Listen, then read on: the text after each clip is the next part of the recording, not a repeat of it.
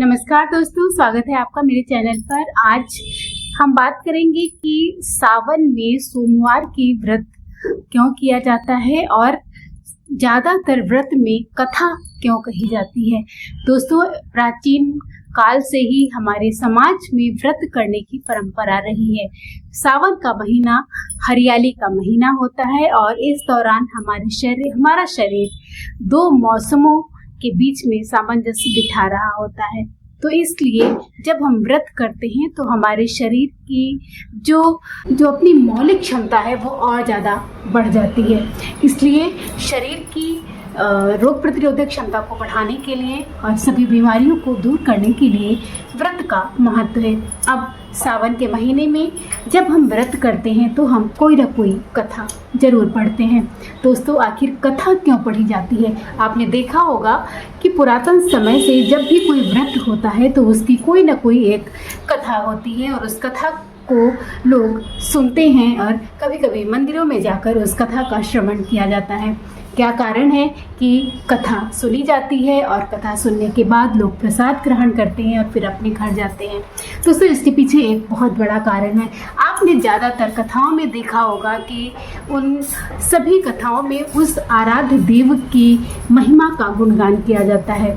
महिमा अर्थात उस विशेष देवता की कृपा पाने के लिए पुराने ज़माने से जिन लोगों ने पूजा की या प्रार्थना की या आराधना की, उन लोगों को किस प्रकार फल प्राप्त हुआ, और अगर लोग उसका फल प्राप्त करना चाहते हैं तो उस कथा का श्रवण करें और पूजा करें। भगवान के प्रति हमारे भीतर एक असली मौलिक आराधना करने के लिए, भक्ति जगाने के लिए, हमें प्रेरित करने के लिए, हमें मोटिवेट करने के लिए कथा कही जाती है। जब हम बार बार कथा के माध्यम से यह जानते हैं कि इस विशेष आराधना से, इस विशेष भगवान की पूजा करने से लोग इस तरह का फल प्राप्त कर चुके हैं, तो हम भी उसके प्रति प्रेरित होते हैं और उस भगवान की आराधना करते हैं। अगर उन कथाओं में कुछ इस तरीके से दिखाया जाए कि किसी व्यक्ति का नुकसान हुआ है या किसी व्यक्ति को लाभ नहीं मिला है तो लोग कथा नहीं करेंगे और लोगों के भीतर भगवान की भक्ति करने के प्रति जो मोटिवेशन है वो कम हो जाएगा। इसलिए जब भी हम कोई कथा करते हैं तो उस कथा को पूरा सुनने के लिए भी जोर दिया जाता है, क्योंकि ये कहा जाता है कि अगर आप कथा को अधूरी छोड़ेंगे तो भी आपको उसका फल नहीं मिलेगा। क्यों?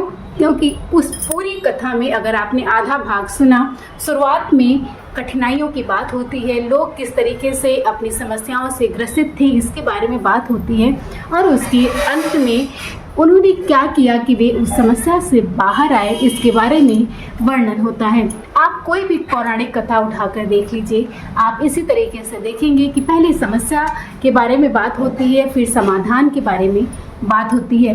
तो इस प्रकार अगर व्यक्ति पूरी कथा सुनेगा तो वो यह समझेगा कि किस प्रकार आराधना करने से, किस किस विधि विधान से पूजा करने से भगवान की कृपा प्राप्त हो सकती है।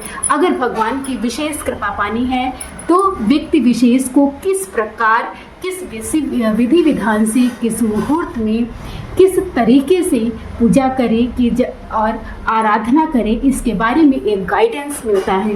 तो दोस्तों, हम व्रत कथा को कोई ज़रूरी नहीं है कि हम उस व्रत को करें तभी उस कथा का श्रवण करें। हम कथा को एक पाठ्यपुस्तक के हिसाब से, एक साहित्यिक के हिसाब से पढ़ सकते हैं, माइथोलॉजी की बुक समझकर पढ़ सकते हैं, कहानी के हिसाब से पढ़ सकते हैं और यह समझ सकते हैं कि भगवान विशेष की कृपा करने से किस प्रकार हमारे जीवन में बदलाव आ सकता है या हम भक्ति के लिए प्रेरित हो सकते हैं। दोस्तों, पौराणिक कथाओं को सुनाने से हमारे बच्चों में भगवान के प्रति, ईश्वर के प्रति अगाध श्रद्धा उत्पन्न होती है।